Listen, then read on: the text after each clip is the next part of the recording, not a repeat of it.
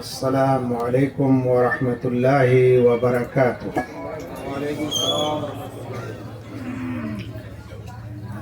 إن الحمد لله نحمده ونستعينه ونستغفره ونعوذ بالله من شرور أنفسنا ومن سيئات أعمالنا.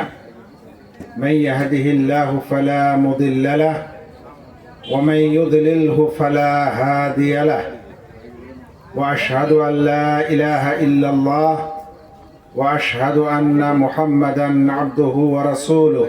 أما بعد، أعوذ بالله من الشيطان الرجيم. بسم الله الرحمن الرحيم. ولقد أوحي إليك وإلى الذين من قبلك لئن أشركت ليحبطن عملك ولتكونن من الخاسرين بل الله فاعبد وكن من الشاكرين.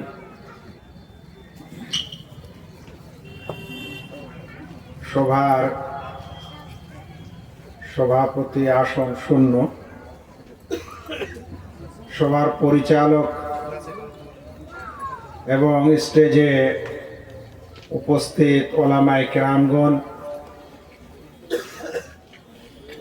দূর দূরান্ত ও আশেপাশে থেকে আগত সম্মানিত ইসলাম প্রিয় দিনী ভাই সকল, পর্দার আড়ালে মা ও বোনেরা এবং স্নেহের কচি ও কাচারা, আল্লাহ রাব্বুল আলামিনের যাবতীয় প্রশংসা এবং প্রিয় নবী মুহাম্মদ মুস্তাফা সাল্লাল্লাহু আলাইহি ওয়াসাল্লামের প্রতি অনেক অনেক দরুদ ও সালাম বর্ষিত হোক। আল্লাহুম্মা সাল্লি আলাইহি আল্লাহুম্মা বারিক আলাইহি। সারাদিনের সফর শেষে বিরতি ছাড়াই আপনাদের কাছে স্টেজে উপস্থিত হয়েছি।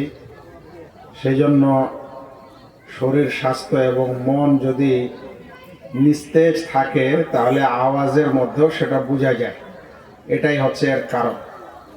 কিন্তু আল্লাহ তাআলা তারপরেও আপনাদের মাঝে পৌঁছে দিয়েছেন, সে কারণে পড়ি আলহামদুলিল্লাহ।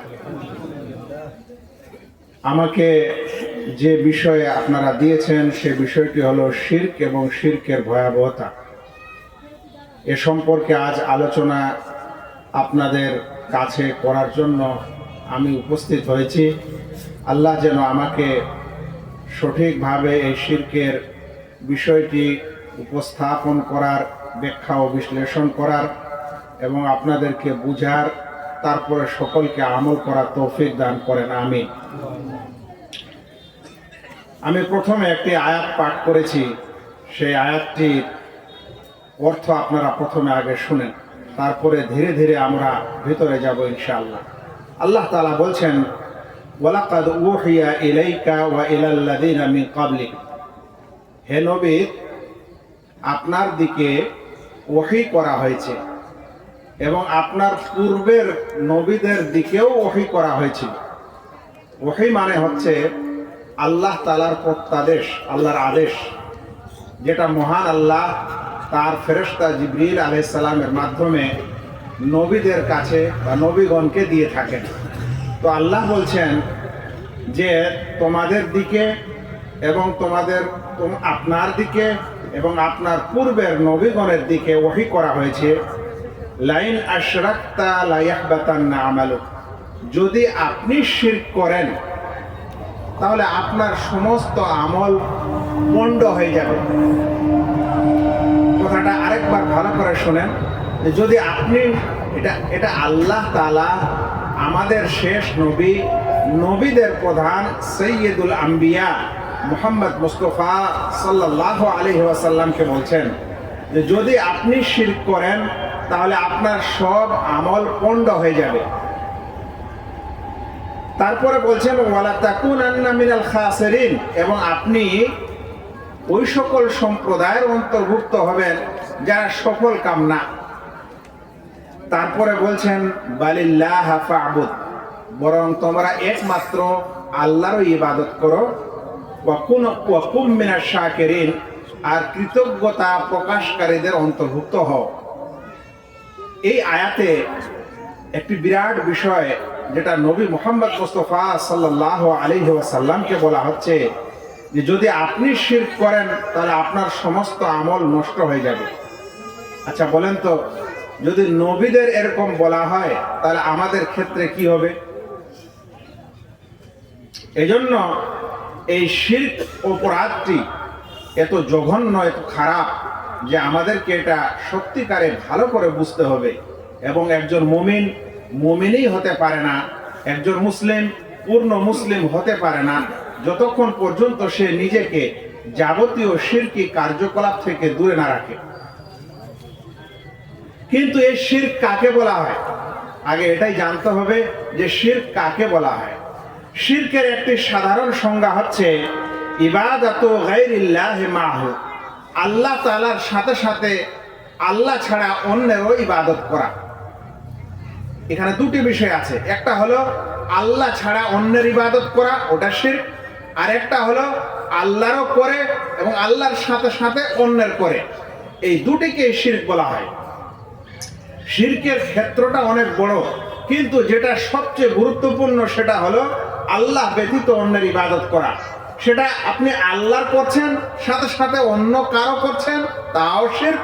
কিংবা আল্লাহকে বাদ দিয়ে অন্যেরটা ইবাদত করছেন, তো সেটাও শিরক। এখন এতখানি মানুষ বুঝলো যে আল্লাহ ছাড়া কারো ইবাদত করা যাবে না, করলে এটাকে শিরক হয়। আর এই শিরকের ভয়াবহতাও মানুষ শুনছে, জানছে।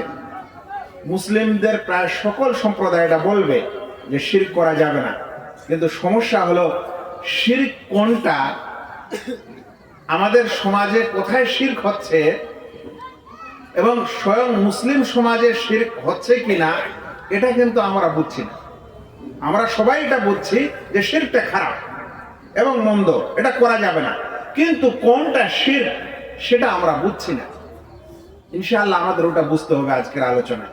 কিন্তু তার পূর্বে শিরকের ভয়াবহতা সম্পর্কে দু তিনটে কথা আরো বলি।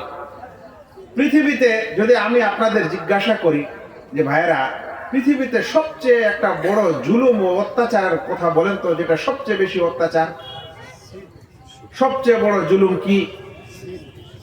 তো সাধারণত মানুষের মাথায় আসে জুলুম মানে কারো উপর অত্যাচার করা, তাহলে হয়তো কাউকে মার্ডার করা এটা সবচেয়ে বড় অপরাধ হবে। কেউ হয়তো মনে করবে যে সবচেয়ে বড় অপরাধ হচ্ছে যে ভারতের মুসলিমদেরকে তাদের নাগরিকতা ছিনিয়ে নেওয়া হবে। কেউ হয়তো মনে করবে আমাদের ওয়াকফ সম্পদকে নিয়ে নেওয়া হবে, এটাও বড় অপরাধ।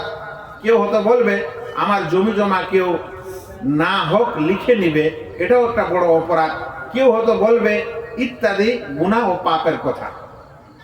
কিন্তু আল্লাহ রাব্বুল আলামিন বলছেন ইন্না শিরকা লা যুলমুন আযীম, অবশ্যই শিরক হচ্ছে সবচেয়ে বড় পাপ, সবচেয়ে মহা জুলুম, মহা অত্যাচার। সূরা লোকমান 13 নম্বর আয়াত। তো শিরক হচ্ছে সবচেয়ে বড় জুলুম। কিভাবে ভাই, কিভাবে শিরকটা বড় জুলুম? কারণ ইবাদত হচ্ছে আল্লাহর অধিকার। ইবাদতটা কি? আল্লাহর অধিকার।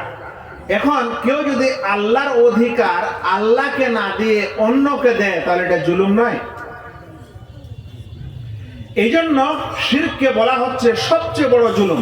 কারণ ইবাদত আল্লাহর অধিকার, মানুষ যখন শিরক করে তখন আল্লাহর এই অধিকার আল্লাহকে না দিয়ে অন্য কাউকে দেয়। যদি আপনার অধিকারটা আপনাকে না দিয়ে অন্য কাউকে দেওয়া হয় তো আপনাকে কেমন লাগবে? মানে আপনার 1 বিঘা মাটির আপনি মালিক, এটা আপনার অধিকার, আপনাকে যদি এটা না দেয় কেউ, মানুষ অন্য কাউকে দেয়, তো কেমন লাগবে আপনাকে? আল্লাহ রাব্বুল আলামিনের কেউ যদি শিরক করে তাহলে আল্লাহ রাব্বুল আলামিনের যা অধিকার, যা সম্মান, সেটা সে আল্লাহ ছাড়া অন্যকে দিল। এই জন্যই আল্লাহ রাব্বুল আলামিন বলছেন ইন্না শিরকা লা যুলমুন আযীম, শিরক হচ্ছে সবচেয়ে বড় জুলুম। আল্লাহু আকবার। আল্লাহ রাব্বুল আলামিন মানুষকে ক্ষমা করার কথা বলেছেন। আল্লাহ তাআলার রহিম, করিম, দয়াময়, দয়াশীল, এত দয়া যে তিনি যদি পৃথিবীর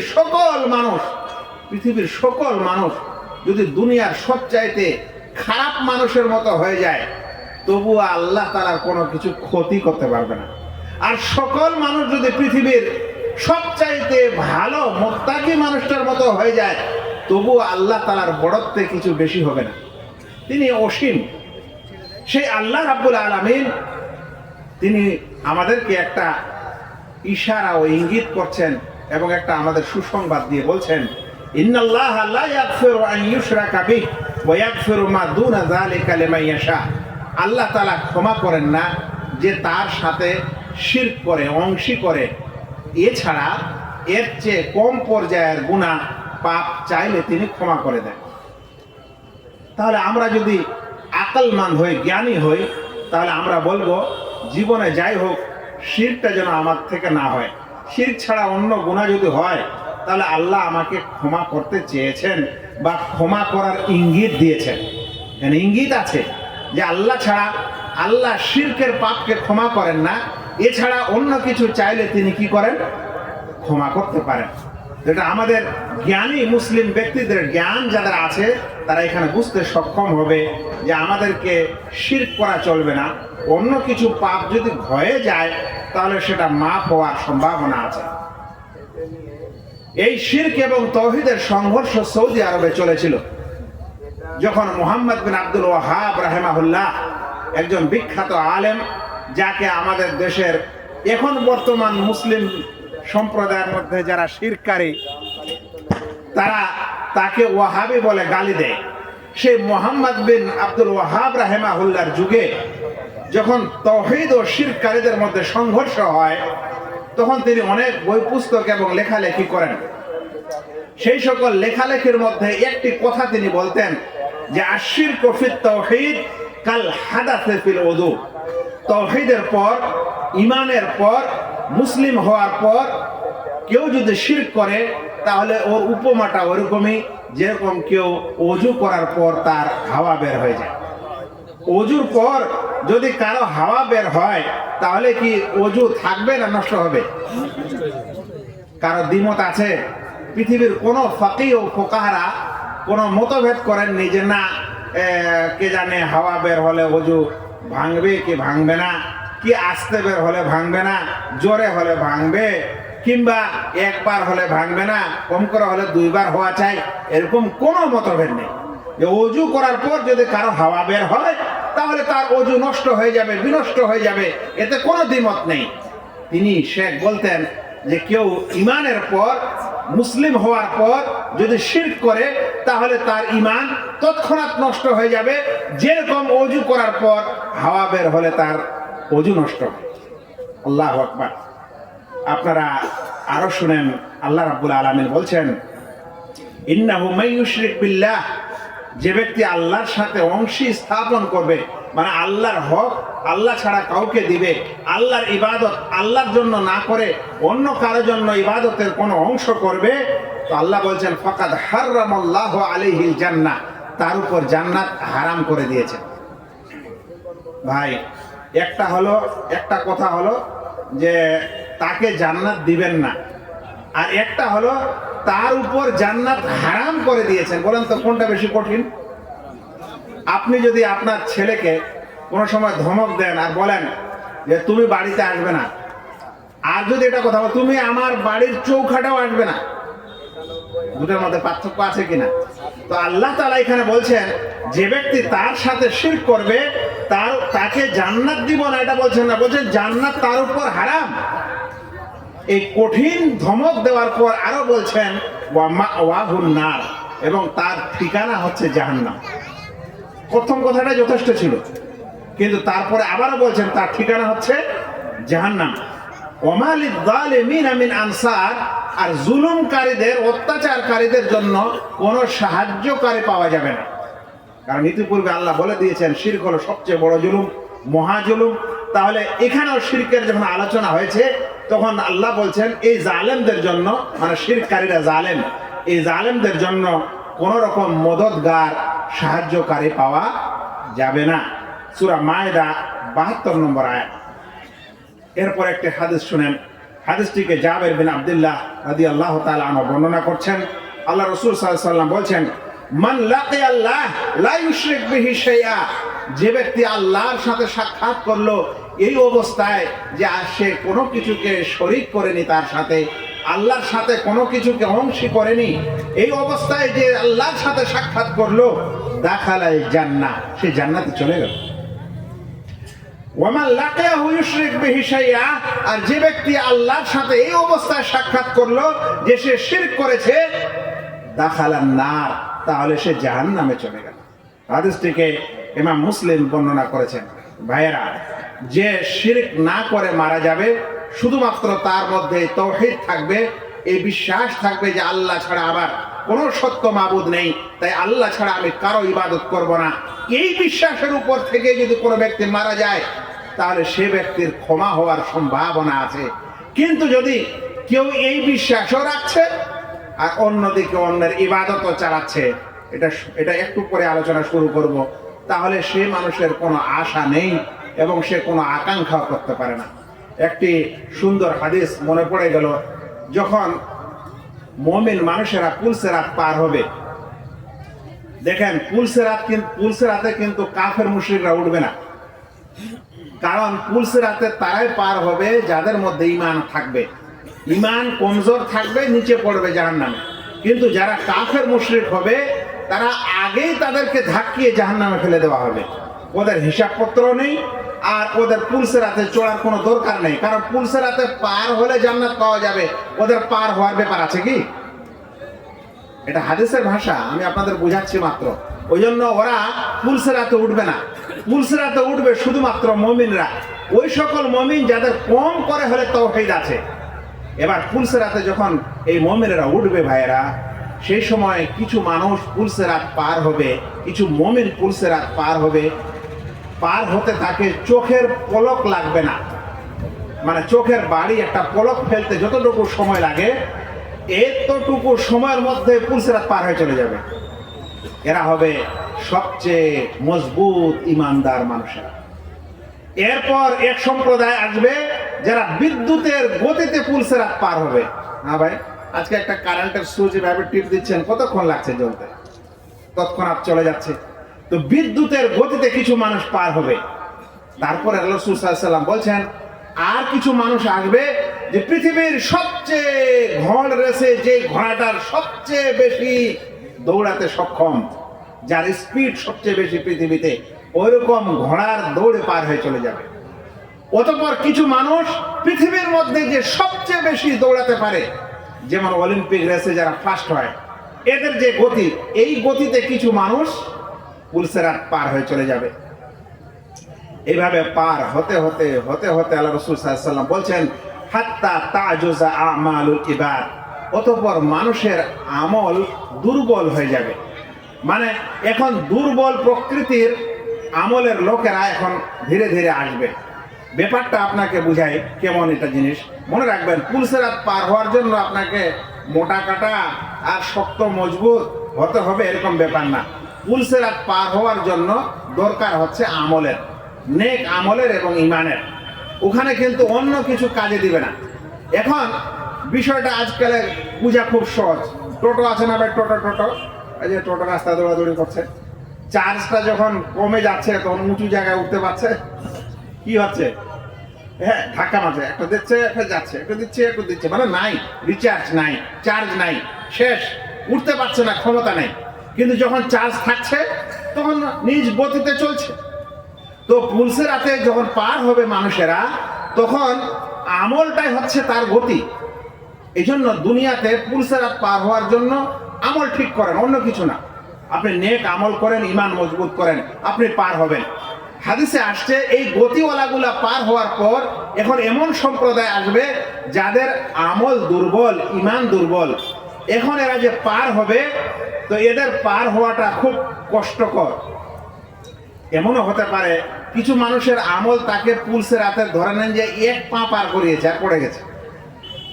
আবার কিছু মানুষ এমন হবে যে তার আমল পুলসিরাতের অর্ধেক পর্যন্ত নিয়ে গেছে, তারপরে পড়ে গেছে।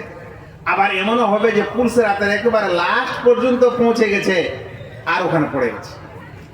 এরকম করতে করতে শেষ যে মানুষটি পার হবে, তার কথা সহিহ বুখারী এবং মুসলিমে এসেছে যে সে যখন মানে তার ও ব্যক্তি হবে পার হওয়া মানুষ কিন্তু সবচেয়ে দুর্বল ঈমান, যতটুকু ঈমানের দ্বারা সে পার হতে পারে মাত্র, আর ওর চেয়ে কম হয়ে গেলে আর পারবে না। এরকম শেষ পর্যায়ে একজন দুর্বল আমলওয়ালা ব্যক্তি যখন পুলসেরাত পার হবে তখন তার সম্পর্কে এসেছে যে সে যখন পুলসেরাতে উঠবে তখন পড়ে যাবে। ছোট বাচ্চারা হয় না যারা 1 পা 2 পা করে হাঁটতে শিখেছে, ওরা কি করে 1 পা উঠার পর 1 পা কোনো রকম করে কৌশলের সামনে দিবে আবার পড়ে যাবে। তো ওই ব্যক্তি ওরকম হবে, ও পুলসেরাতে উঠেছে 1-2 পা যাচ্ছে পড়ে যাচ্ছে, আবার খানিক হামাগুড়ি দিচ্ছে, দিয়ে আবার হাত পা এদিক ওদিক ধরে কোনো রকম করে আবার যাচ্ছে। কিন্তু আল্লাহ রাব্বুল আলামিন ওখানেও শাস্তির ব্যবস্থা রেখেছেন। 2 সাইডে ব্যালেন্স থাকবে, ওই ব্যালেন্সের মধ্যে 2 সাইডে কাঁটা, আংটাওয়ালা কাঁটা থাকবে। এখন যে মানুষ ব্যালেন্স তার টকবক করবে এদিকে চলে যাবে, ওটা চেপে ধরবে, চেপে ধরার পর সেই ব্যক্তির গোস্ত মাংস ছিঁড়ে যাবে। যখন ছিঁড়ে রক্তাক্ত হবে কিন্তু এর পরেও সে ব্যক্তি 1 পা 2 পা ইত্যাদি করতে করতে পার হয়ে যাবে। পার হওয়ার পর তখন ও পুলসেরাতের পিছন দিকে এভাবে তাকাবে, তাকিয়ে বলবে আল্লাহর সব প্রশংসা যে তোমার থেকে আমাকে নাজাত দিল। এই ব্যক্তি হবে সবচেয়ে শেষ কমজোর ঈমানওয়ালা ব্যক্তি যে পুলসেরাত পার হবে। ভাইয়েরা, ওইটাও যদি হতে পারি তো আলহামদুলিল্লাহ, ওটাও যদি হতে পারেন তো আলহামদুলিল্লাহ। কিন্তু যারা পড়ে যাবে তাদের অবস্থাটা কি হবে? এখন এই পুলসেরাত পার হওয়ার পর মানুষেরা ডাইরেক্ট জান্নাতে যেতে পারবে না। পুলসেরাত পার হওয়ার পর যে স্থানটা হবে সেই স্থানটা হবে জান্নাতের আগিনা। জান্নাতের কি হবে? জান্নাতের আগিনা। আর তারপরে থাকবে জান্নাতের গেট। যারা পুলসেরাত পার হলো জান্নাতে যাওয়ার তাদের সার্টিফিকেট, কিন্তু এখনো জান্নাতে ঢুকতে পারবে না। তারা জান্নাতের আগিনায় তারা সকলে সমবেত হবে। হওয়ার পর একটা মজার ঘটনা ঘটবে। ঘটনাটা ঘটবে এই যে যারা পার হয়ে গেল আর দেখলো তাদের বন্ধুদেরকে, তাদের পরিচিত লোকদেরকে যে তারা পড়ে গেছে জাহান্নামে, তখন আল্লাহ তাআলার কাছে গিয়ে তারা খুব জোরে একেবারে দাবি জানাবে, আল্লাহ আমার অমুক বন্ধু ছিল বা ভাই ছিল বা প্রতিবেশী ছিল, সে তো আমার সাথে নামাজ পড়ছিল, ওকে আপনি জাহান্নামে কেন দিলেন? বুঝতে পারছেন? এই তর্কটা করবে কারা? যারা পুলসেরাত পার হতে পেরেছে। এইভাবে মুমিনরা আল্লাহ রাব্বুল আলামিনের সাথে যখন তর্ক করবেন তখন আল্লাহ বলবেন যাও যাও যাও, যাকে চিনো বের করে নিয়ে আসো যাও। আপনাদেরকে একটু ভুল তথ্য শেখানো হয় কিছু মানুষ দ্বারা যে পুলসেরাতে গিয়ে কিয়ামতের মাঠে শুধুমাত্র মানে ওদের ধারণা তো কিছু পীর সাহেবরা সুপারিশ করবে আর কেউ নাই, এরকম একটা কথা বলে থাকে। কিন্তু ব্যাপারটা এরকম না। আসল শাফাআত কিয়ামতের ময়দানে অনেকগুলা হবে, তার মধ্যে সবচেয়ে বড় শাফাআতটা আমাদের নবী সাল্লাল্লাহু আলাইহি সাল্লাম করবেন। আবার কিছু গুনাহগার মানুষের জন্য শাফাআত করবেন, এইভাবে ফেরেশতারাও শাফাআত করবেন, এইভাবে মুমিন মানুষেরাও মুমিন মানুষের জন্য শাফাআত করার চান্স পাবেন। এই যে চান্সটা, এটা কে পেয়েছে? ওই মুমিন মানুষ যারা জান্নাতে যাওয়ার সুযোগ পেয়েছে, ওরা চান্স পেয়েছে। আল্লাহ যখন বলবেন যাও জাহান্নাম থেকে বের করে নিয়ে আসো তুমি যাকে চিনো, ওরা এইভাবে যখন জাহান্নামে আসবে তখন দেখবে সব পুড়ে ছারখার হয়ে গেছে। কিন্তু আল্লাহ রাব্বুল আলামিন ওই সাজদার স্থানটা জ্বালাননি, চেহারাটা জ্বালিয়ে পুড়িয়ে দেননি, কারণ এটা আল্লাহর জন্য সাজদা করেছিল। সে কারণে এই চেহারাটা তার জ্বলেনি, বাকি সারা শরীর জ্বলে গেছে। তখন ওই ব্যক্তি ওই পরিচিত দুনিয়াতে নামাজ রোজা করেছিল এরকম ব্যক্তিদেরকে তুলবেন। তোলার পর হাদিসে এসেছে যে তার মধ্যে কেউ হাঁটু পর্যন্ত পুড়ে গেছে, কারো কোমর পর্যন্ত, কারো গোটা শরীর, শুধু চেহারাটা বাকি আছে। আল্লাহর কাছে নিয়ে এসে বলবেন আল্লাহ সব বের করে নিয়েছে। বলছে যে আরো যাও, আরো যাও, দেখো তো কারো অন্তরে যদি 1 দিনার 1 পয়সা বরাবরও ঈমান থাকে ওকেও বের করো। তো ওই ব্যক্তি আবারও যাবে, যাওয়ার পর আবার খুঁজে খাজে ওরকম ঈমানওয়ালাকে বের করবে। আল্লাহ ও সব বের করেছে। বলছে আরো যাও, দেখো তো কারো অন্তরে যদি আধা দিনার, আধা অর্ধেক দিনার বরাবর ঈমান থাকে ওকেও বের করো। ওই ব্যক্তি গিয়ে ওকেও বের করবে। আর শেষ পর্যন্ত বলবেন যাও কারো অন্তরে যদি অনুপরিমাণও ঈমান থাকে ওকেও বের করো। ওই ব্যক্তি ওকেও বের করবে, আল্লাহ এখন সব হয়ে গেছে। এখন আল্লাহ রাব্বুল আলামিন বলবেন যে নবীগণ শাফাআত করে নিল, ফেরেশতারাও সুপারিশ করে নিল, মুমিন মানুষেরাও এক অপরের জন্য করে নিল, এখন আমি আরহামুর রাহিমিন সবচেয়ে দয়ালু, এখন আমি বাকি আছি, এবার আমি বের করব। আল্লাহু আকবার। এবার আল্লাহ রাব্বুল আলামিন যখন জাহান্নাম থেকে বের করবেন যে সম্প্রদায়কে, ইতিপূর্বে শুনলেন যে অনুপরিমাণ ঈমান যাদের আছে তাদেরকেও বের করেছে ওর ভাইয়েরা, ওর মুমিন ভাইয়েরা, জান্নাতে যারা যাবে। এখন কাকে বের করবে? কাফের তো বের হবে না, ওদের তো খালেদা মুখাল্লাদা, ওরা চিরস্থায়ী জাহান্নামী। তখন হাদিসের শব্দটা শুনেন, আল্লাহ রাসূল সাল্লাল্লাহু আলাইহি ওয়াসাল্লাম বলছেন, অতঃপর আল্লাহ রাব্বুল আলামিন এমন সম্প্রদায়কে বের করবেন জাহান্নাম থেকে, লাম ইয়ামালু খায়রান কাত্তু, যারা কখনো কোনো ভালো আমল করেনি। আশ্চর্য বিষয়, যদি কেউ ভালো আমলই না করে তাহলে ও জাহান্নাম থেকে কিভাবে পরিত্রাণ পেতে পারে?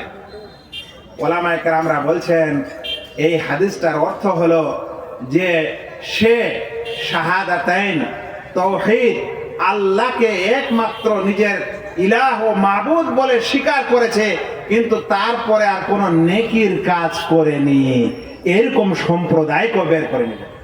আপনার মাইক ডিস্টার্ব আছে ভাই, আমার গলার আওয়াজ টানছে। কি বলছিলাম যে এবার কি হবে? আল্লাহ তাআলা যে বের করবেন ওই সম্প্রদায় কোনো কিছু আমল করেনি, তার মানে হলো এই যে মাত্র তার মধ্যে তাওহীদ ছিল, এছাড়া আর কোনো নেকির কাজ ছিল না, তাদেরকেও আল্লাহ রাব্বুল আলামিন জাহান্নাম থেকে বের করবেন। এখন কথা হলো যে এই তাওহীদের সেই মূল্য যে আল্লাহ রাসূল সাল্লাল্লাহু আলাইহি ওয়াসাল্লামের হাদিস যে শুনলেন যে আল্লাহর সাথে সাক্ষাৎ করবে এই অবস্থায় যে সে কোনো কিছুকে শিরক করেনি, তাহলে আল্লাহ তাআলা তাকে মাফ করে দিবেন, তাকে জান্নাত দিবেন। এগুলা ওই সম্প্রদায় যাদেরকে বের করা হবে, যাদের মধ্যে তাওহীদ ছিল, শিরক ছিল না। এই জন্য বলছিলাম যে জিন্দেগিতে যদি আপনার মাত্র তাওহীদটাই থাকে, তাওহীদ মানে এই বিশ্বাস, এই দৃঢ় বিশ্বাস যে আল্লাহ রাব্বুল আলামিন ছাড়া কোনো সত্য মাবুদ নেই, একমাত্র আমার উপাস্য তিনি মহান আল্লাহ, তিনি ছাড়া আমি কারো জন্য ইবাদত করব না, এই বিশ্বাসের উপর দৃঢ় থাকা, এটাকে তাওহীদ বলা হয়।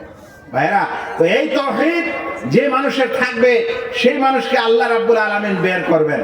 কিন্তু আরো একটা মজার বিষয় আছে, আল্লাহ যখন তাদের বের করবেন না, তো তাদের ঘাড়ে পিছনে একটা মোহর মারবেন, ওই মোহরটাতে লেখা থাকবে ওয়াতাকাউল্লাহ, এর মানে হলো আল্লাহ তাআলার পক্ষ থেকে স্বাধীনকৃত ব্যক্তি, মানে এদেরকে আল্লাহ তাআলা নিজ রহমতে কি করে দিয়েছেন?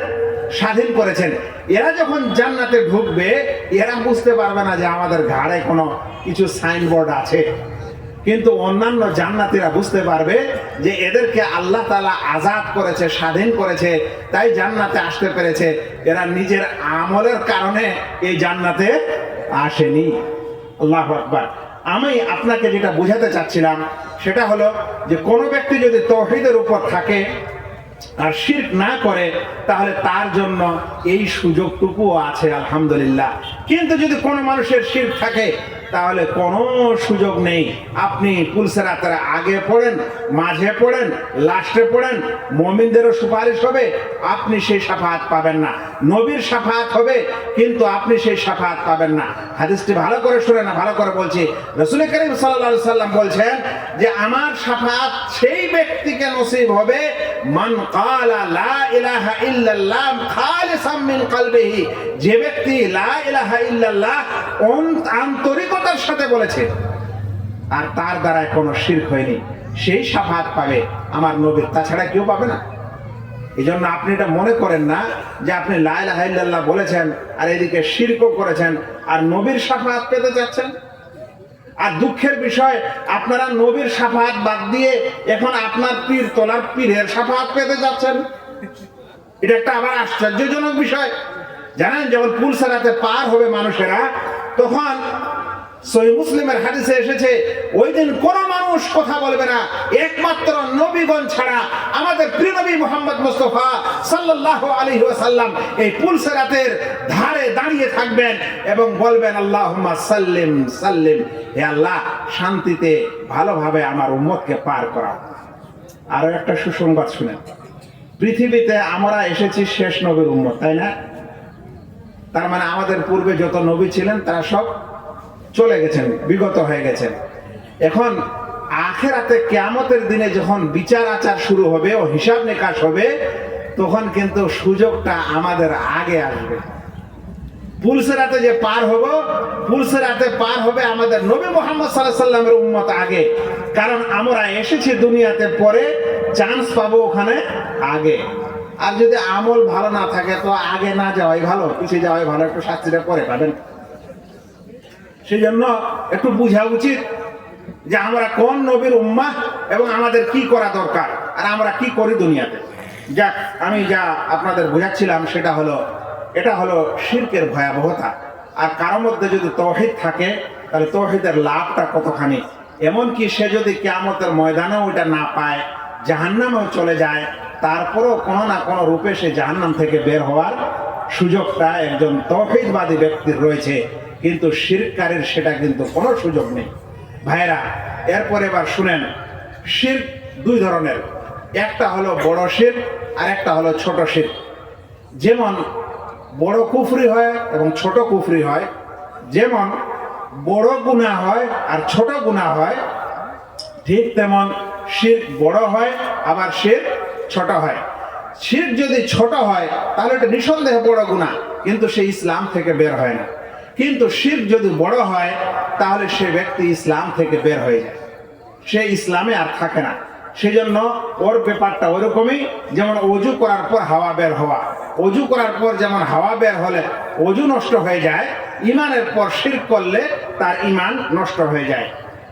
আর বড় শিরকটা হচ্ছে আল্লাহ ব্যতীত অন্যের ইবাদত করা। বড় শিরকটা কি? আল্লাহ ব্যতীত অন্যের ইবাদত করা। আমি কি একটু দাঁড়াতে পারবো? এখানে মাইক দিতে পারবেন? দেন।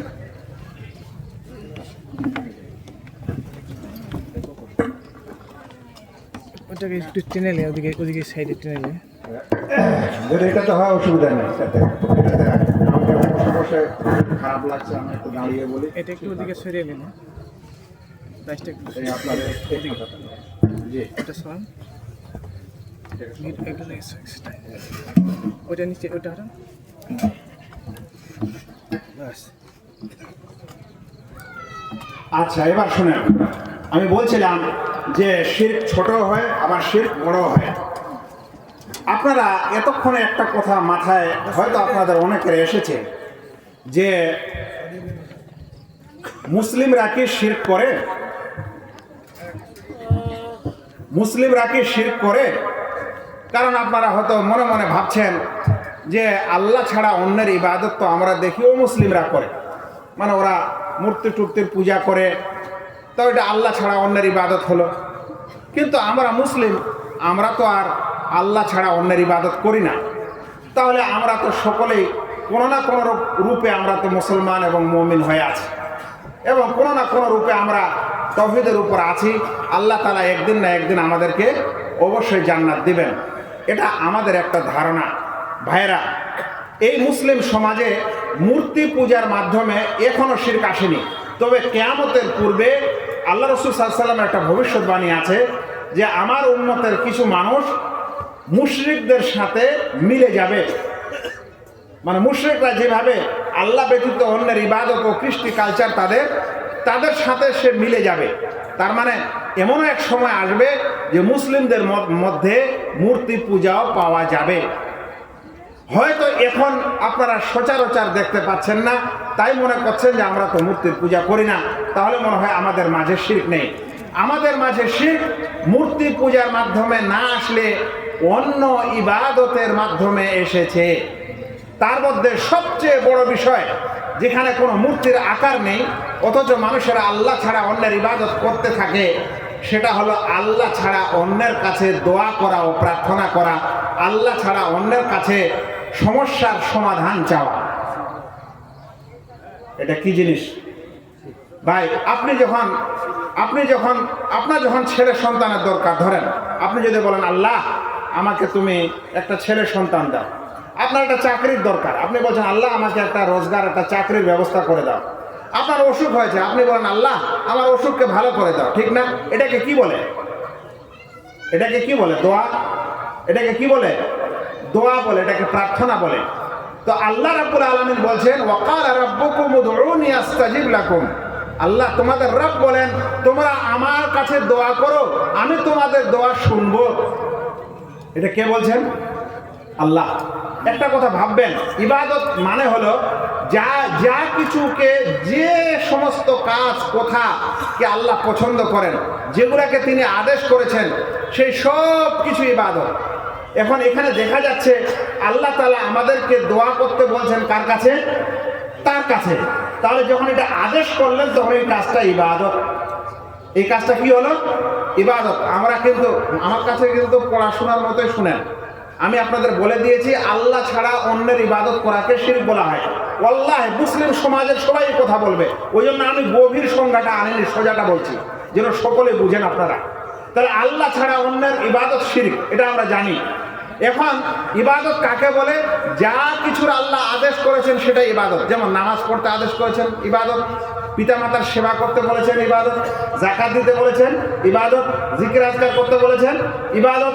তার কাছে দোয়া করতে বলেছেন, এটা ইবাদত। কারণ আল্লাহ কোরআনে বলছেন ওয়াকালা রাব্বুকুম উদউনি আস্তাজিব লাকুম।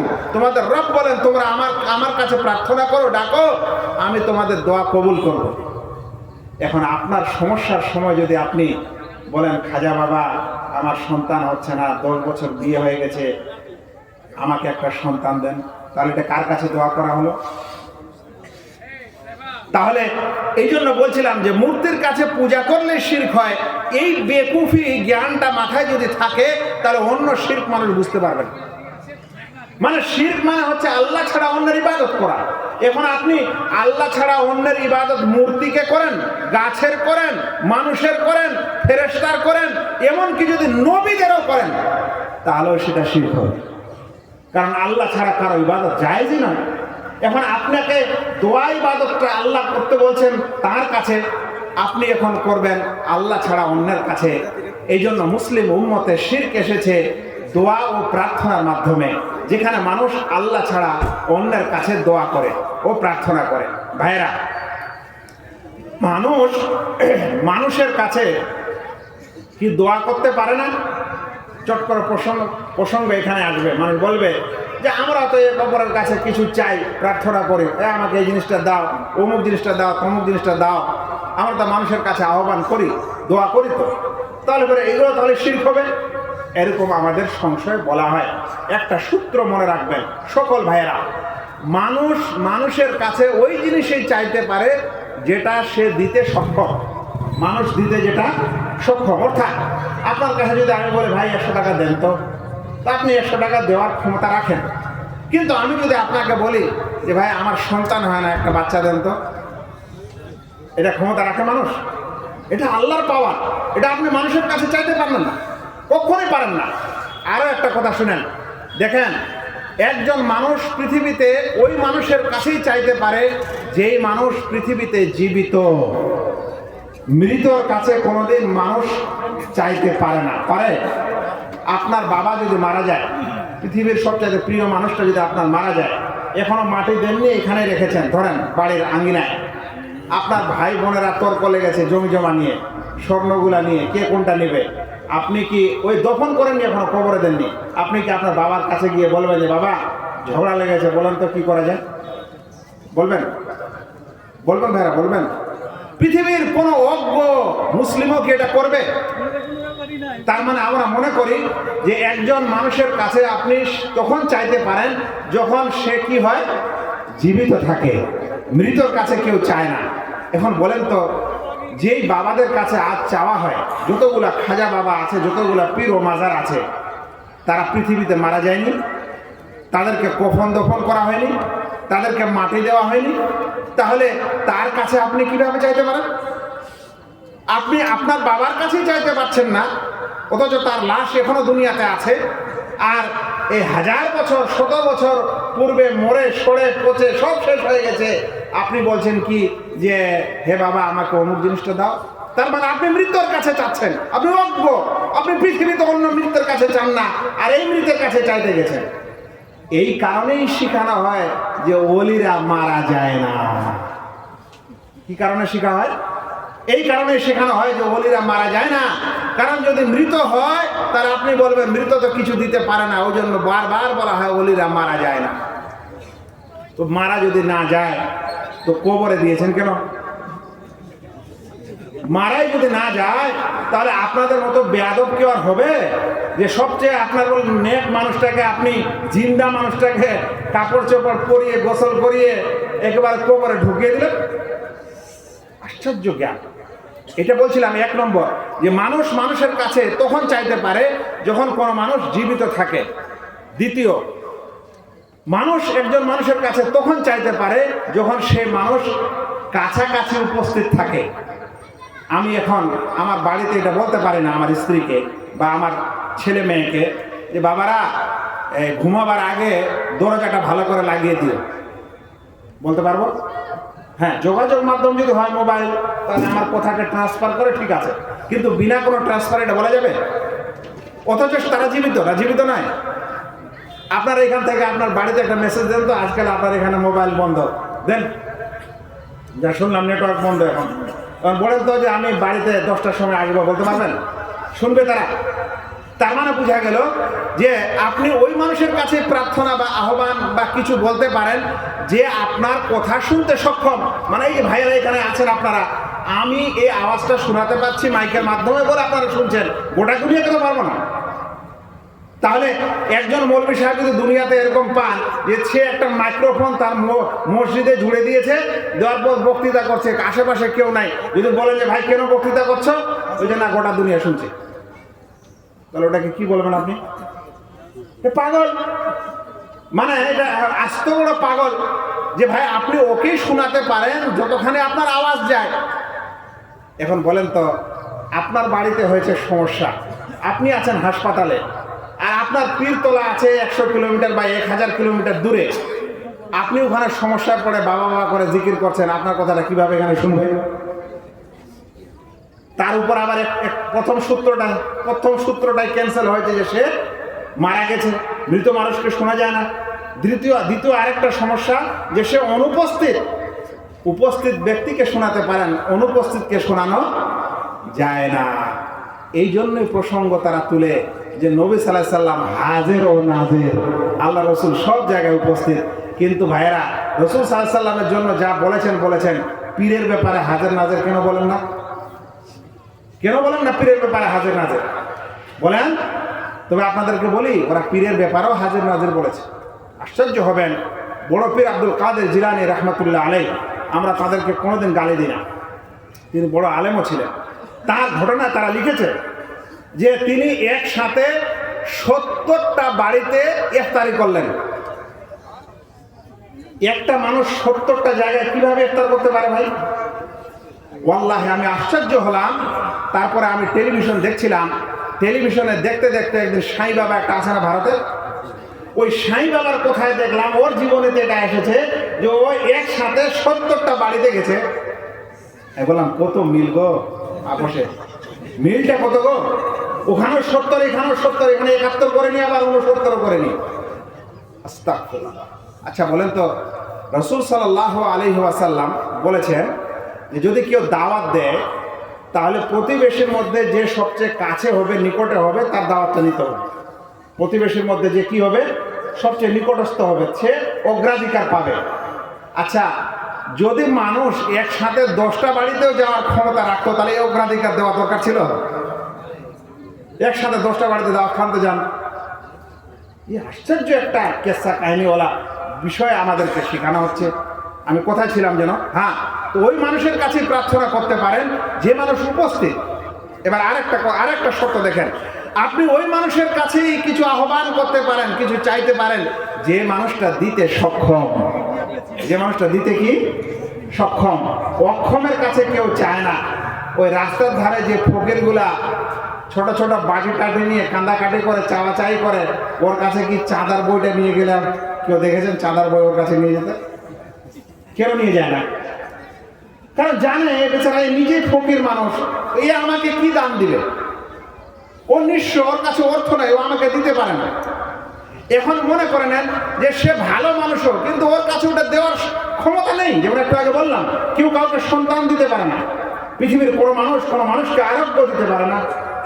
এই জন্য আপনার বিশেষ মানুষের যদি রোগ বালাই মুসিবত হয়, তাহলে আপনি এখান থেকে একেবারে জঙ্গিপুর থেকে বহরমপুর, কলকাতা একটু চলে যাবেন, চেন্নাই, কিন্তু আপনি মানুষ তাকে কেউ ভালো করে দিতে এমনি পারে না। তার মানে হলো যে এমন কিছু বিষয় আছে যেটা কোনো মানুষের হাতে নেই, যেমন সন্তান দেওয়া হাতে নেই, আরোগ্য দেওয়া হাতে নেই। এখন এটাকে বলা হয় অক্ষমতা। এখন তারপরেও যদি কোনো মানুষ বলে যে না আমরা ক্ষমতাবান, তাহলে কেমন করে হবে? আবার চতুর্থ শর্ত শুনেন। চতুর্থ শর্ত হলো আপনি একজন মানুষকে তখনই তার কাছে দোয়া করতে পারেন, প্রার্থনা করতে পারেন, আহ্বান করতে পারেন যখন সে শোনে। আর যদি ও না শোনে, ও যদি বধির হয়, তাহলে আপনি তাকে কিছু বলতে পারেন? ভাই, যে কানে শুনে না, ওকে গিয়ে আপনি এভাবে বক্তৃতা করলে হবে? তো এখন আমাকে বলেন, যেই মানুষ, যেটা আপনার মতো একজন মানুষ, সে মৃত, সে অনুপস্থিত, সে অক্ষম, সে শোনে না, তারপরেও আপনি মুরগি মান্ডা মতিচুর নিয়ে আপনি ওখানে হাজির হবেন, এটা কোন বিবেকে ভাই? এটা কোন বিবেকে? এটাকেই বলা হয় যে আল্লাহ ছাড়া অন্যের কাছে প্রার্থনা করা, আল্লাহ ছাড়া অন্যের কাছে দোয়া করা, আল্লাহ ছাড়া অন্যের কাছে চাওয়া, আল্লাহ ছাড়া অন্যের কাছে ফরিয়াদ করা, আল্লাহ ছাড়া অন্যের কাছে নিজের সাহায্য কামনা করা। এই রাস্তা দিয়ে শিরক ঢুকেছে আমাদের মুসলিম সমাজে। দেখা গেল মূর্তি পূজা নেই, কিন্তু আল্লাহ ছাড়া অন্যের কাছে দোয়া ও প্রার্থনা ঠিকই হচ্ছে। খুবই আশ্চর্য লাগে। এখনই পড়ছিলাম একটা সোশ্যাল মিডিয়ায় যে তার মা তার ছেলেকে ওসিয়ত করেছে যখনই কোনো পেরেশানিতে পড়বে তখনই বলবে ইয়া আলী। মানে আলী হচ্ছে শিয়াদের ইমাম, অথচ তিনি রাসূল সাল্লাল্লাহু আলাইহি ওয়াসাল্লামের জামাই এবং আমাদের ইমাম। তো পেরেশানিতে পড়লে আলীকে ডাকতে হয়, তারা শিখিয়েছে। এই জিনিস আমাদের সমাজের মানুষেরা শিখিয়েছে, পেরেশানিতে পড়লে খাজা বাবাকে ডাকিও। ওই জন্য গাড়ি বাড়ি সব জায়গায় লিখে রেখেছে ইয়া খাজা গরিব নওয়াজ। খাজা গরিব নওয়াজ কথা লিখে না? খাজা মানে ওই পীর, যাকে ও পীর মনে করে। গরিব নওয়াজ মানে গরিব মানুষকে নামাজে দেন, গরিব মানুষকে দান করেন। তো আপনার কি মানে ভগবানটা খালি গরিবকে দিবে আর ওই মানে মাল সম্পদওয়ালাকে দিবে না নাকি? এটা আবার কি ধরনের দাতা হলো? খালি গরিবকে দেয় আর ধনীদেরকে দেয় না। কিন্তু এটাই হলো দোয়া প্রার্থনা, যেটা আপনি আল্লাহ ছাড়া অন্যের কাছে করছেন। আপনার এটা বিশ্বাস যে আপনার খাজা আপনাকে দিতে পারে। এই দোয়া ও প্রার্থনা পৃথিবীতে আল্লাহ ছাড়া অন্যের জন্য হওয়াটাকে শিরক বলে। আশ্চর্য হবেন, মাদার টেরেসার নাম শুনেছেন আপনারা? এই ছাত্র ভাইয়েরা সবাই জানেন, যারা পড়াশোনা করেছেন। ভারতের রত্ন দেওয়া হয়েছিল, কলকাতায় থাকতেন এবং তিনি ক্যাথলিক খ্রিস্টান মানে ক্যাথলিকিজম এটাকে তিনি প্রচার করতেন। আসলে খ্রিস্টানরা তিন ভাগে বিভক্ত, একটা ক্যাথলিক, একটা অর্থোডক্স আর একটা প্রোটেস্ট্যান্ট। তো ইনি ক্যাথলিকের একজন বড় প্রচারক ছিলেন ভারতবর্ষে। আপনারা জানেন ভারতবর্ষের বিভিন্ন জেলায় বিভিন্ন ধরনের হাসপাতাল তিনি তৈরি করেছেন, মারা গেছেন। মারা যাওয়ার পর খ্রিস্টানদের মধ্যে একটা নিয়ম আছে যে যদি সে উঁচু পর্যায়ে পৌঁছে যায় তাহলে তার উপাধি হয় সেন্ট। কি হয়? সেন্ট। পৃথিবীতে দুই একজনই হয়, ওই জন্য সেন্ট জেভিয়াস নাম। আসলে এটা সেন্ট জেভিয়াস, ওই জন্য সব স্কুলগুলোর নাম হচ্ছে কি সেন্ট জেভিয়াস, যেটা আমরা বলি। তো সেন্ট তাদের কাছে মানুষের মধ্যে সবচেয়ে বড় অলি, ওই জন্য তখন ওই উপাধিটা দেওয়া হয় সেন্ট। ওর নিচেগুলা ফাদার ও ইত্যাদি এগুলো দেয়, যেমন আপনারা এই যে চার্চ টার্চ ইত্যাদিতে ফাদার লেখা হয় না, তো ওইগুলো তাদের উপাধি। মানে সবচেয়ে উঁচুটা হলো সেন্ট। এখন মাদার টেরেসা যখন মারা গেছিল তখন সে সেন্ট ছিল না, কিন্তু এই গত 4-5 বছর আগে এটা বিশেষ ইটালিতে মানে ভ্যাটিকানে একটা বিশেষ সম্মেলনের সময় তাকে সেন্ট উপাধি দেওয়া হলো।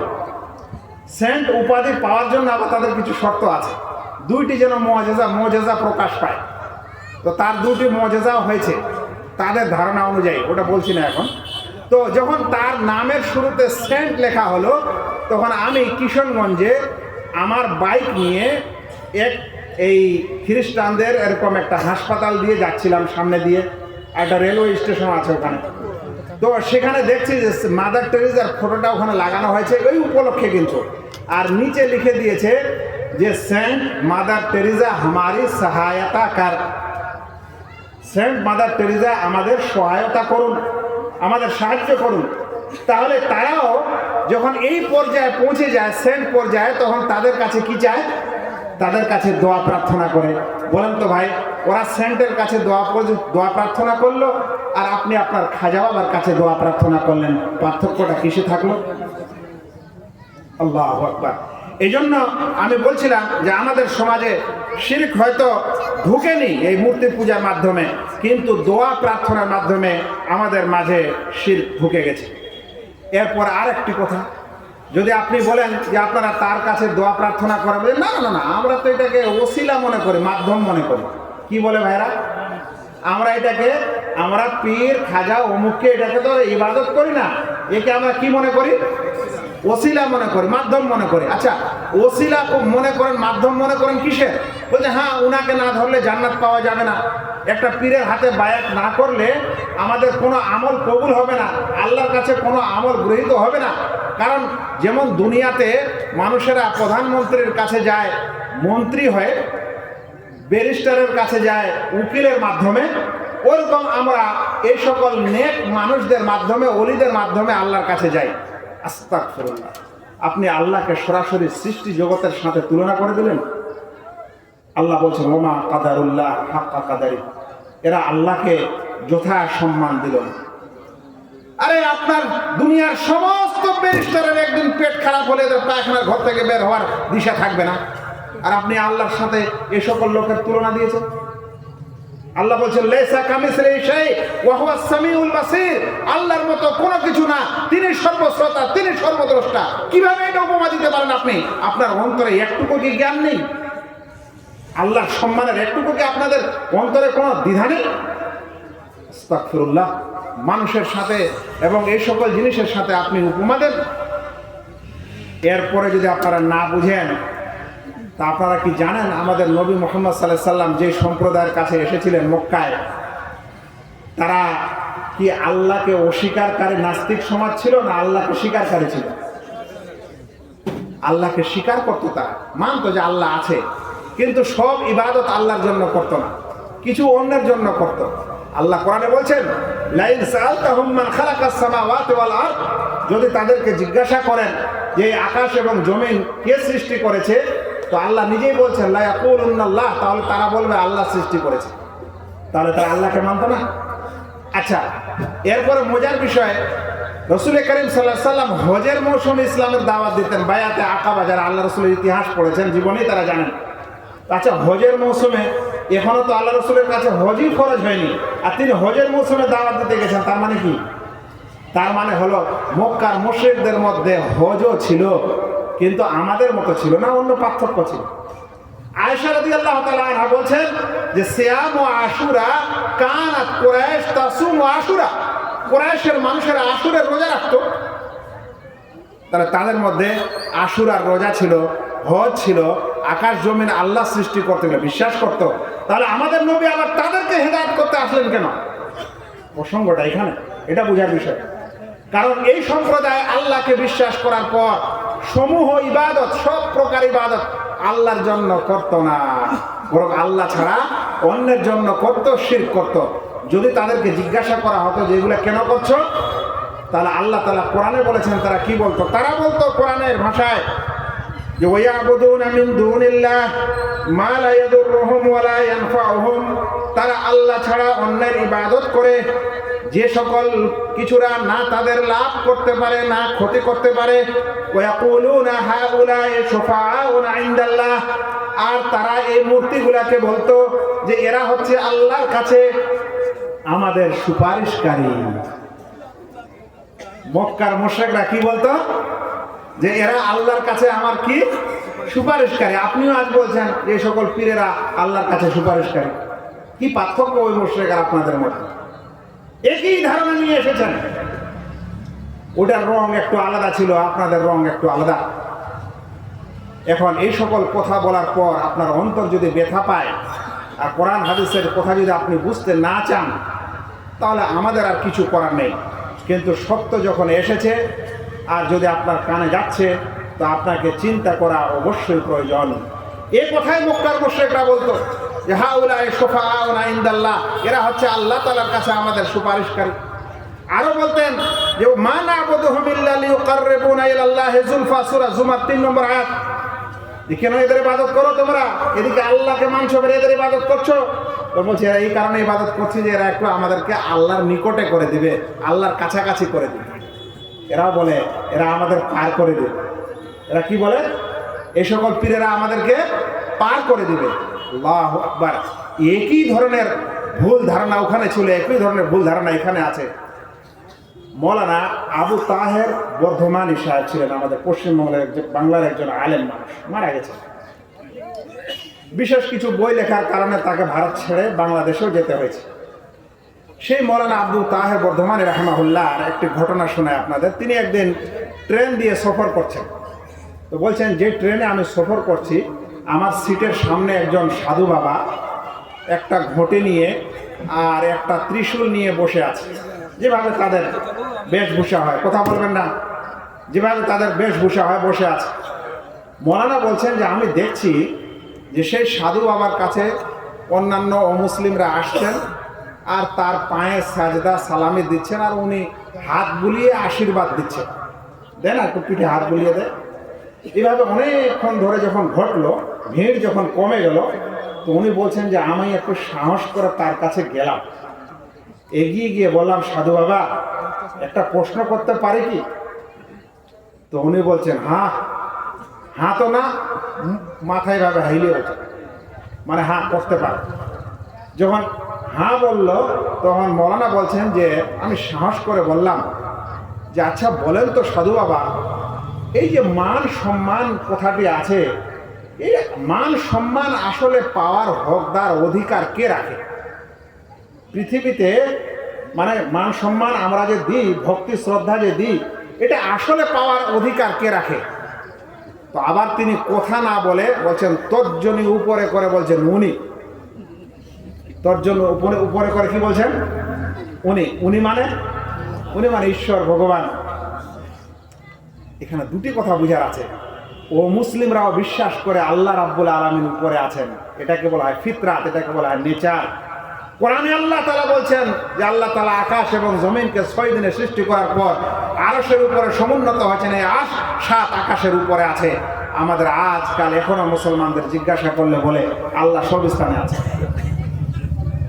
আজীব ব্যাপার। কিন্তু এই সাধু বাবা তাদের নিজে, ওরাও বলে সব স্থানে আছে, কিন্তু আঙ্গুল দেখানোর সময় উপরে তুলে দিয়ে বলছে উনি। মৌলানা সাহেব বলছেন আচ্ছা তাহলে সবচেয়ে বেশি ভক্তি ও শ্রদ্ধার অধিকারী যদি উনি হন তা আপনি নিলেন কেন? সঙ্গত প্রশ্ন যে তাহলে এটা আপনি কেন নিলেন? উনাকে নিতে দিতেন।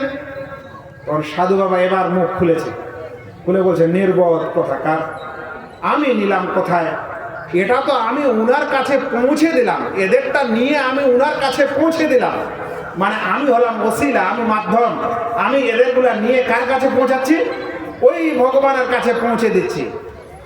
মৌলানা সাহেব বলছেন আচ্ছা তাহলে আপনার উনি কি এগুলো নিতে সক্ষম না যে আপনার দরকার হয়েছে? কথাটা বুঝলেন? যে আপনার উনি ভগবান তাহলে এত দুর্বল যে এই সকল লোকের শ্রদ্ধা ভক্তি এগুলা সে ডাইরেক্ট নিতে পারে না, আপনার দরকার হয়েছে। তখন সে চুপ হয়ে গেছে, আর কথা বলে না। আমি যদি আপনাকে জিজ্ঞাসা করি, আপনারা সকল মুসলিমরা যারা পীর বাবাদেরকে ওসিলা বানিয়েছেন, আল্লাহকে আপনারা অক্ষম বানিয়েছেন, আল্লাহ আপনাদের এই নামাজ রোজা হজ যাকাত নিতে পারেন না, ওই জন্য আপনাদের ওসিলা লেগেছে, যেরকম ওই সাধু বাবাকে তারা ধরেছে। কোথায় আছেন আপনি? কখন মাথা খুলবে? বিবেকে নাড়া দিবে কখন? যে সকল আকীদা ও বিশ্বাস হুবহু মুসলিমদের কাছে পাওয়া যায় সেগুলো আপনার মাঝে আছে, আপনি বলছেন আমি শিরক করি না। এটা সবচেয়ে বড় শিরক যে একজন মানুষ কোনো মানুষকে, নিজের মতো মানুষকে সে ওসিলা বলবে আর আখেরাতে পার হওয়ার জন্য তাকে ধরবে। আমাকে দুঃখ লাগে কিন্তু বলতে আমি বাধ্য।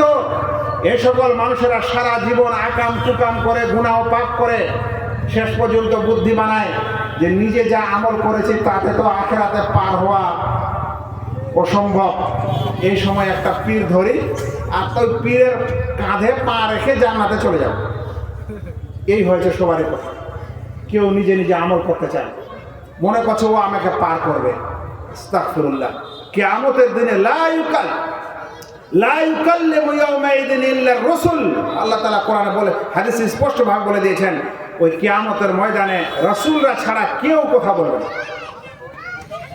আপনার পীরের কথা আপনি নিয়ে এসেছেন, কি আপনাদের নির্বোধ এবং মানে জ্ঞানের কিছুই কি নাই মাথায়, কিছুই কি শেষ, সব শেষ হয়ে গেছে। আল্লাহ মাফ করো আপনাদের বুঝা। যদি শুনছেন তাহলে আমার মনে হয় বুঝতে আপনাদের কোনো অসুবিধা নেই।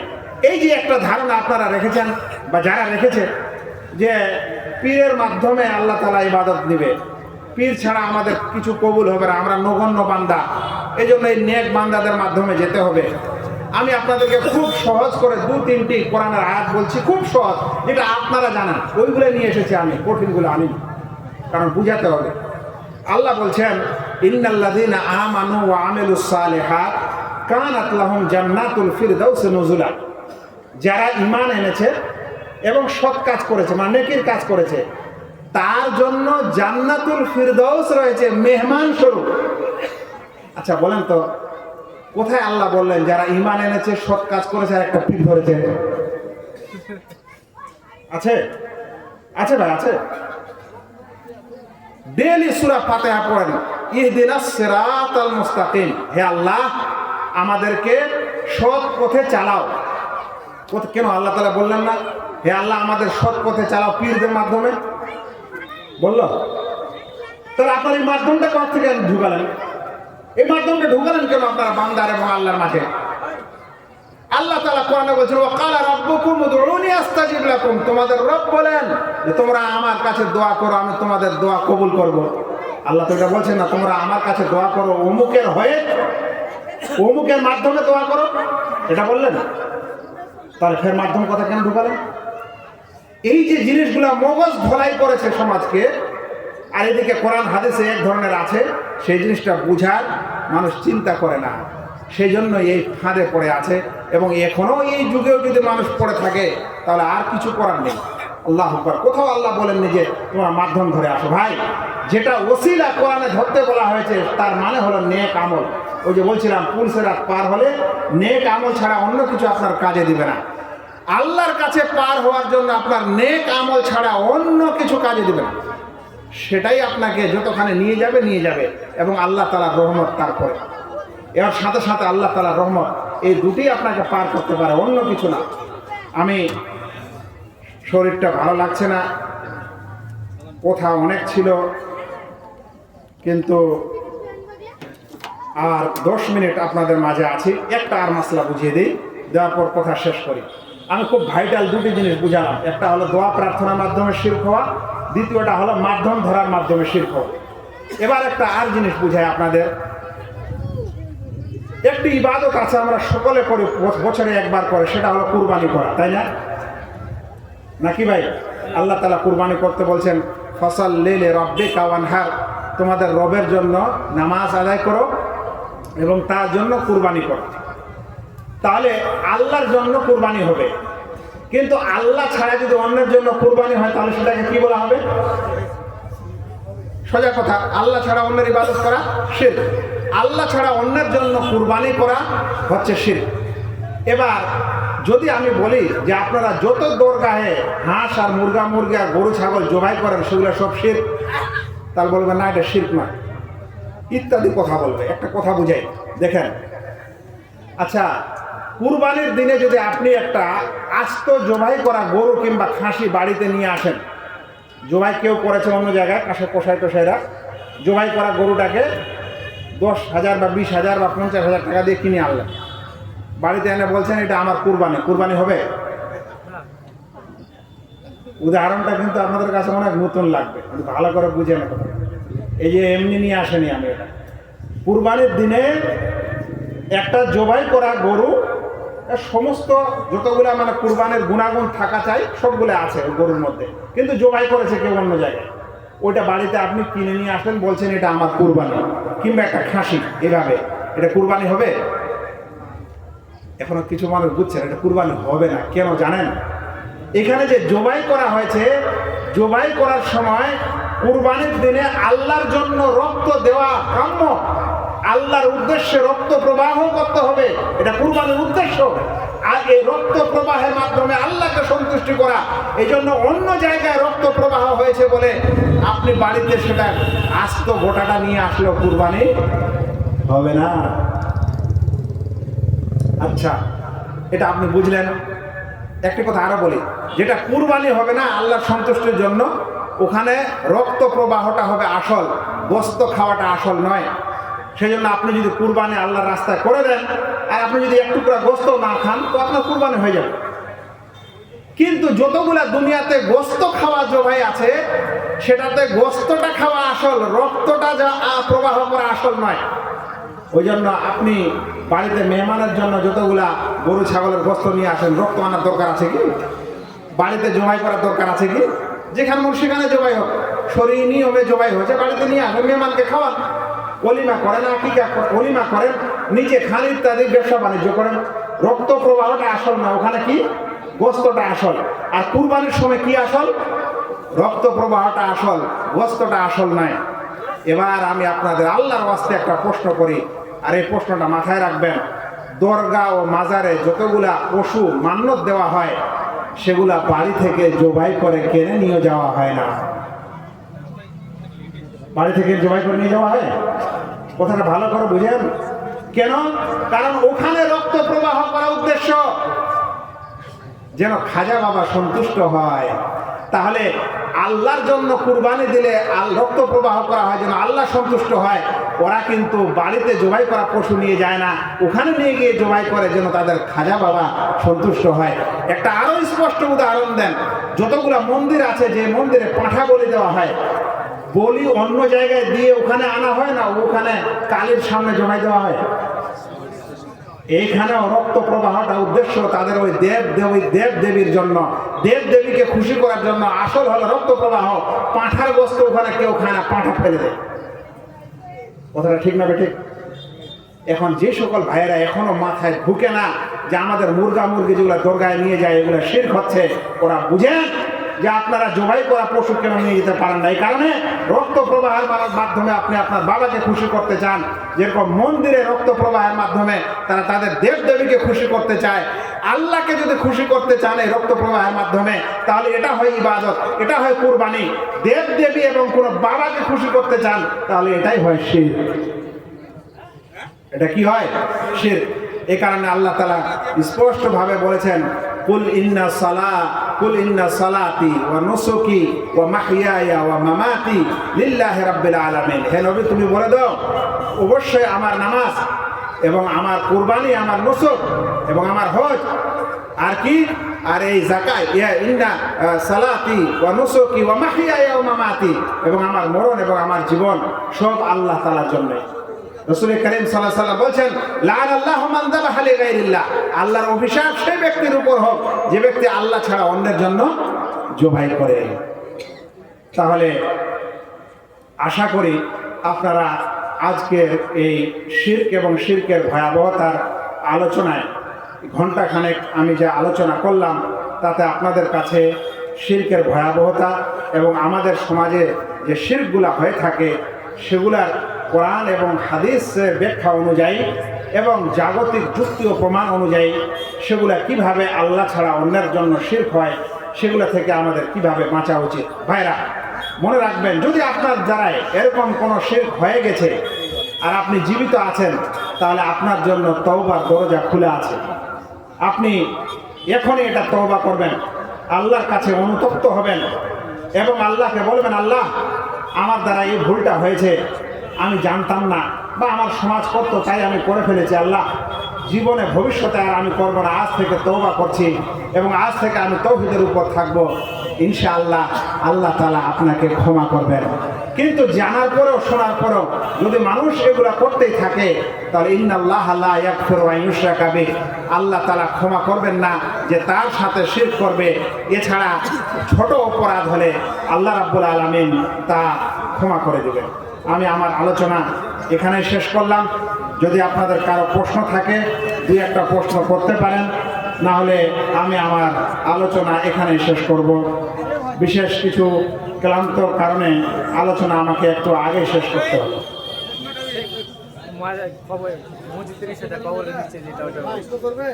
আমি জানি না, আপনি প্রশ্ন করেন তাহলে বলতে পারেন। জি জি বলুন। আমরা আছি হয়তো 3-2 জন, আর আপনারা আছেন 5 জন, 7 জনের কুরবানি। কিন্তু আপনার পাড়াতে আমি করে নিয়ে আসলাম, কি করে নিয়ে আসলেন? আপনার পাড়াতে আমি কুরবানিটা করে আমি বসলে চলে এলাম, হ্যাঁ হ্যাঁ হ্যাঁ। সে কুরবানি হবে না? না না হবে, ওখানে নিয়ত আছে। 7 জন মিলে কুরবানি কিনেছেন ধরেন, বা 2 জন বা 5 জন, সবাই তো আল্লাহর জন্য চেয়েছেন না না? হ্যাঁ, কিন্তু আপনি যদি ওখানে হাজির না থাকেন তো আপনার পক্ষে যে মানুষটা গেছে গেলেই হয়ে গেল, কিংবা আপনি অনুমতিটা দিয়েছেন তাহলেই হয়ে গেল। বলছিলাম যে মসজিদের ভেতরে কি সূত্রা চলে? মসজিদের ভিতরে সূত্রা, এটা একটা আমাদের মতভেদী মাসলা। যদি অবকাশ থাকে সূত্রা করার তো করবে, অবকাশ যদি থাকে তাহলে করবে, আর যদি অবকাশ না থাকে তাহলে ইনশাআল্লাহ মাফ হবে, কারণ সূত্রা করাটা সুন্নাহ। আসসালামু আলাইকুম। কথা হচ্ছে যে জমি, নিজের জমি ছেলে মেয়েকে লিখে মানে নিজে লিখে দিতে পারবে বলে যা, আমার কথাটা ক্লিয়ার করি। বুঝে গেছি। বলছেন যে মৃত্যুর পূর্বে ছেলে মেয়েকে নিজের জমি বেটে দিতে পারে কিনা, বন্টন করে দিতে পারে কিনা। দেখেন, একটা হলো মিরাস, উত্তরাধিকার হিসাবে বন্টন করা। এটা যতক্ষণে মালিক না মারা যাবে ততক্ষণে মিরাস হিসাবে বন্টন করা যাবে না। কিন্তু যদি কেউ দুনিয়াতে ছেলে মেয়েকে নিজের মাল সম্পদ দিতে চায় তাহলে এটাকে শরিয়াত দৃষ্টিতে বলা হয় হেবা করা, দান করে দেওয়া। ছেলে মেয়েকে নিজের জীবদ্দশাতে যদি দিতে চায় তাহলে সবকে বরাবর দিতে হবে, ছেলে হোক আর মেয়ে হোক সবকে বরাবর দিতে হবে। আর যদি মৃত্যুর পর বন্টন হয় ওটাকে বলা হয় তারেকা, মিরাস, ফারায়েদ। ওখানে আল্লাহ যেভাবে বন্টন করে দিয়েছেন ওইভাবেই হবে।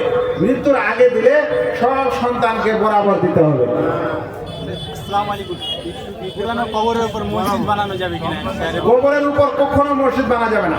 রাসূল কারীম সাল্লাল্লাহু আলাইহি ওয়াসাল্লাম স্পষ্ট ভাবে বলেছেন সহিহ মুসলিমে যে লান আল্লাহুল ইয়াহুদা ওয়ান নাসারা, আল্লাহ তাআলা ইহুদি এবং খ্রিস্টানদের উপর অভিশাপ করুন, ইত্তাখাযু কবর আমবিয়াহিম মাসাজিদ, তারা তাদের নবীদের কবরগুলোকে মসজিদে পরিণত করেছে। এখন কেউ যদি নবীর কবরকে মসজিদ বানায় তাও নিষেধ, আর গ্রামের নেক মানুষের বানায় তাও নিষেধ, কোনো মুসলমানের বানায় তাও নিষেধ, কোনো অমুসলিমের বানায় তাও নিষেধ। আসসালামু আলাইকুম। আমার একটি ছোট্ট, আপনার সব কথাতে আমি সন্তুষ্ট, কিন্তু ওসিলা শব্দটা যেমন আল্লাহর রাসূল পাকের ওসিলাটাও বলা যাবে না? না না, মাইক লাগবে না। আমি জানতে চাইছি, আমি তর্ক করতে চাইছি। ঠিক ঠিক। এই ভাই একটা প্রশ্ন করেছেন, প্রশ্নটা খুব ভালো, যে রাসূল সাল্লাল্লাহু আলাইহি সাল্লামের ওসিলা দিয়ে কিছু চাওয়া যাবে না? বুঝতে পারছেন? মানে দোয়া করবে আল্লাহ তাআলার কাছে, আল্লাহ তোমার নবীর ওসিলায় আমার এই দোয়াটা কবুল করো, ব্যাপারটা এরকম। হ্যাঁ, এই জিনিসটা আহনাফ ওলামাদের কিছু ওলামা জায়েজ মনে করেন, কিন্তু অধিকাংশ ওলামা এটাকে জায়েজ মনে করেন না। কেন? কারণ সাহাবায়ে কেরামরা দোয়া করার সময় আমাদের নবীর এরকম ওসিলা দিতেন না। সেজন্য নবীর ওসিলাটা দেওয়া হলো আল্লাহ রসুলের ব্যক্তি সত্তার ওসিলা দেওয়া। আল্লাহ রসুলের কি দেওয়া? আল্লাহ রসুলের ব্যক্তিত্বের ওসিলা দেওয়া, আল্লাহ রসুল সাল্লাল্লাহু আলাইহি সাল্লামের সত্তার ওসিলা দেওয়া। আল্লাহ রসুল সাল্লাল্লাহু আলাইহি সাল্লামের মর্যাদা আল্লাহর কাছে ক্লিয়ার, কিন্তু ওই মর্যাদাটা দিয়ে আপনি আল্লাহর কাছে চাচ্ছেন, আল্লাহ তাআলা এরকম দোয়া করতে বলেন যে আমার নবীর ওসিলা দাও বা তার মর্যাদার ওসিলা দিয়ে চাও। এই জন্য ওলামায়ে কেরামদের মধ্যে কিছু ওলামা এটাকে জায়েজ বলেছেন, আপনাকে আমি বললাম, কিন্তু অধিকাংশ তাওহীদের ওলামারা এটাকে নাজায়েজ বলছে। জুমার খুতবা কতক্ষণ? কি হয়েছে? জুমার খুতবা কতক্ষণ হয়? জুমার খুতবা কতক্ষণ হওয়া চাই? সূরা আলা এবং সূরা গাশিয়া কেরাত করে পড়তে যতক্ষণ সময় লাগে মোটামুটি এতখানি হওয়া চাই, কিন্তু কেউ যদি প্রয়োজনে কম বেশি করে তাহলে জায়েজ আছে। প্রয়োজনে কোনো মাসলা বুঝাতে গিয়ে কম বেশি করে ইনশাআল্লাহ জায়েজ আছে। আসসালামু আলাইকুম। সালাম। বিগত দিনে আমি কালী পূজা মণ্ডপে গিয়েছি, তো জানা সত্ত্বেও গিয়েছি, সেইটা কি শিরক হবে? আর ক্ষমার পদ্ধতিটা কি আছে? কেউ যদি কোনো শিরকের আড্ডায় যায় তাহলে দেখতে হবে ও কি করতে গেছে, কি উদ্দেশ্যে গেছে। ও যদি ওখানে পূজা দিতে যায় বা ওখানে যদি এরকম কোনো ইবাদত বন্দেগী ওর জন্য করতে যায় তাহলে ওটা নিঃসন্দেহে শিরক। আর দ্বিতীয় ব্যক্তি গেছে দেখতে, বাজার ঘুরতে, মেলা ঘুরতে, তো এটা শিরক নয়, কিন্তু শিরকের কাজে সাহায্য করা কিংবা এমন স্থানে যাওয়া যে স্থানে ইসলাম যেতে নিষেধ করেছে, ওই সকল স্থান, ওই সকল মেলায় যেতে নিষেধ করা হয়েছে যেগুলাতে শিরকি কার্যকলাপ হয়, সেজন্য ও যদি দেব দেবীর জন্য পূজা পাঠ না করে তাহলে শিরক করেনি, দেখতে গেছে, ঘুরে এসেছে, তাহলে গুনাহ করেছে, ভবিষ্যতে আর যাবে না। সাইড একটা করছে যে আসসালামু আলাইকুম। ঠিক ঠিক, একটা লাস্ট বাড়িতে কোনো কোরআন মাজিদে কোনো আয়াত বা অন্য কোনো দোয়া মানে যে এটা টাঙিয়ে রাখা, মানে এটার দ্বারা কোনো উপকারিতা পাওয়া, অথবা মানে কোরআন মাজিদের কোনো আয়াতকে তাবিজ আকারে ভরে হাতে বাঁধা, এটা আমাদের মুসলিম সমাজে অনেক এখনো প্রচলিত আছে। তো এটা একটু কোরআন মজিদের কোনো আয়াত কিংবা দোয়া আরবিতে লিখে কোনো মজলিসে স্বর্ণ অক্ষরে লিখে টেঙ্গে রাখা, এটা সৌদি ওলামা ইকরাম নিষেধ করছেন। তারা বলছেন যে কোরআনের যে আয়াতটা আল্লাহ দিয়েছেন এটা আল্লাহর কালাম, এটা পড়ার জন্য, তেলাওয়াতের জন্য, এটা মানার জন্য, আমলের জন্য, এটা ডেকোরের জন্য নয়, এটা টেঙ্গে রাখার জন্য নয়, এক নম্বর। দ্বিতীয় কথা হলো এরকম টেঙ্গে রাখলে বরকত হয়, এটাও প্রমাণিত নেই। তৃতীয় নম্বর, মানুষ কোনো সময় আমাদের যারা আরবি জানি না টেঙ্গে রাখে, ধরে নেন ওলা ইয়াক্তাব বাযুকুম বাযা, কেউ কারোর বিপদ করো না, আর নিচে বসে আবার সবাই এক অপরের বিপদ করছে, যেটা লিখেছে ওর বিপরীত কাজ করছে। এই জন্য সৌদি ওলামারা যে কোনো দোয়া, এমনকি লা ইলাহা ইল্লাল্লাহ ইত্যাদিও লিখে টেঙ্গে রাখাকে নিষেধ করে।